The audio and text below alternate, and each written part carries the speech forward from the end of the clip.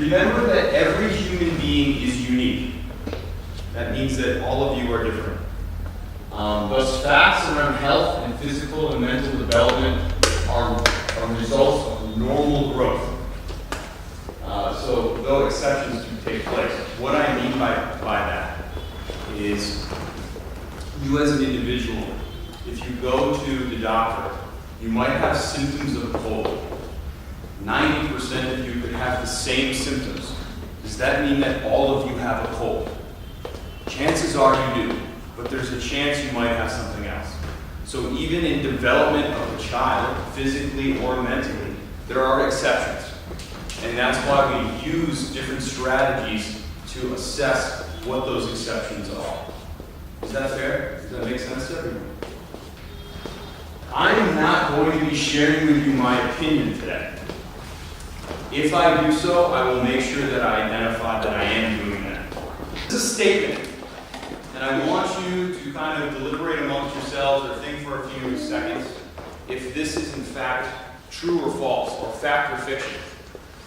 Do foods, drinks, or exercise, will it determine how tall your child can grow? No. Okay, this is what I want. Good. Okay, let's start one at a time. Who agrees that, okay, go ahead, Nisha. So this is the point. Only in extreme cases can lack of food determine how well the physical body can mature. A child would have to be extremely malnourished for this to happen. Height is predetermined by genetic code. That is DNA.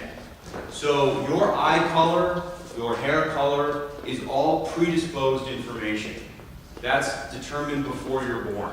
Now, yes, there's really no child here in Vega, but if you went to some areas of the world where starvation is potential, lack of vitamins and minerals, you will see results of what malnutrition, how its effect can have on the development of the body. Competition versus opponent makes a child a better athlete. Now, competition versus an opponent. I say versus an opponent to clarify something. There's many kinds of competition. You can compete against yourself, you can compete against a machine or a statistic, or you can compete against another athlete, another person, right?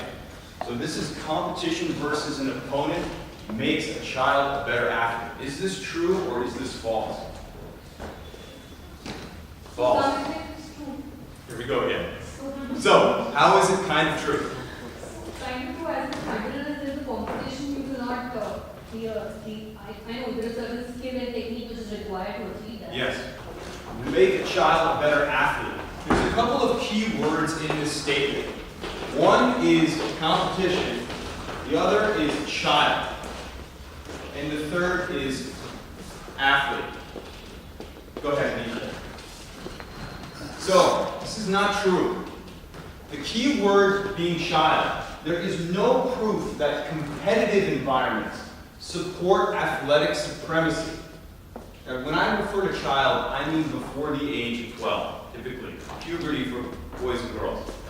Actually, there's a lot of evidence to support that it will negatively affect the child's mentality towards athletics, resulting in negative affiliation and disassociation to sport. This is now what we're talking about later on. Once the skill is learned and the child turns to adolescence, competition can be utilized to increase athletic output. So let me kind of put this into layman's terms. Competition in a child. If I look at Ayush, or I look at Pressure, and I say, Pressure, win this game. The focus turns into winning rather than the game. Okay? So I'm not focusing on the skill that I want the child to develop, but rather to win. Now, there's a lot of research, a lot of athletes. One most notable wrote an autobiography, Andre Agassi. Hates tennis. Hated tennis. His father forced him to play tennis. Right? It's negative association. You have to win, you have to win, you have to win, right? But that created a dislike for the sport because the child's mental capacity can't absorb, do I like this, do I not like this, am I getting better, am I not getting better? Does that make sense? Fiction. Humans are mammals. We're endothermic. That means we have to maintain a constant body temperature. Okay? Ectothermic, that's like alligators and lizards. They can regulate their body temperature based on the sun. They can drop 20, 30 degrees Celsius and raise it quite easily, actually.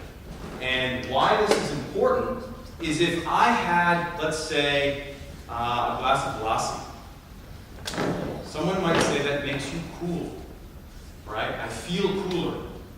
Your body temperature is not changing. Your mind is telling you that it's cooler. But the environment is actually what's going to be changing your body temperature. So if I was very cold outside, if it was, let's say, -10, and I had an iced coffee, my body temperature will not be colder because of the iced coffee. Actually, this is interesting. My body temperature will increase because of the iced coffee. Look, it's okay. It's okay. But I say beware. It's okay to have your pizza. It's okay to have your soda. There are many variables to this question. One is how active is the child?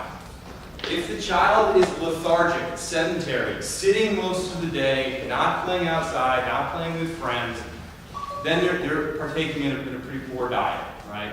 That goes to the next question. What's the diet outside of that pizza and Coke? If they're having pizza 7 days a week and Coke 7 days a week, there is no nutritional value in soda. Zero. Beer is healthier than soda. Did you know that? Okay. Wine is healthier than soda. Think about it. And actually, sugar is more dangerous than fat. Who is a better skater? A nursery child or a class 4 child? A nursery. Why? I mean, They're fearless. They're fearless. They fall, right? It's great. It's a great thing. But I also meet nursery and KG children who say, I can't do it. They didn't come up with those words. Okay? They didn't come up with those words. But the great thing that we're doing, and Nisha can attest to this as well, is that when a child says to me, a KG child spoke to me the other day and said, I can't do this, I can't skate. Right? Didn't give a lot of explanation in KG, but said, I can't skate. Yes, you can. Yes, you can. Yes, you can. Try this. Try this. No, get up. You can do it. Try this. Look, you did it. High five. Look, you're doing it again. High five. Look, you didn't fall that time. High five. The smile on the face is unbelievable. That is the miracle of sport, right?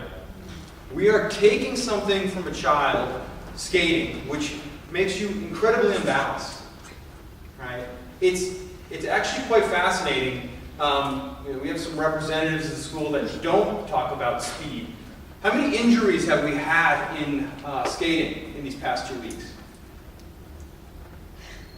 0. Why?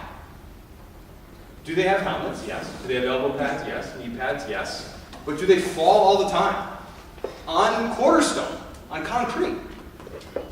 How come there's no injury?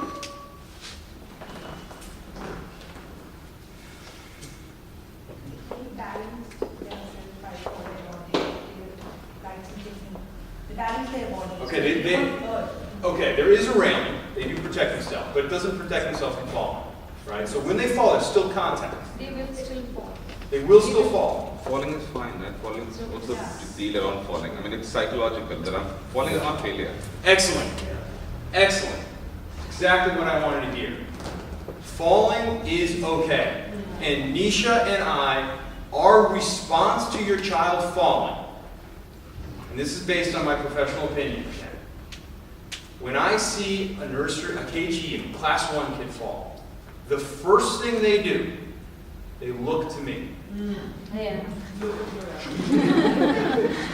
Right? And what is my response? It's okay. Yeah. It's okay. Now, Well done. all great answers, all what I do. What does, I'm going to make a generalization. What does typically a mother do in this scenario?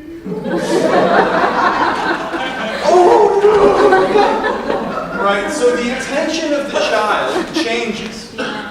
Right, the attention of the child changes.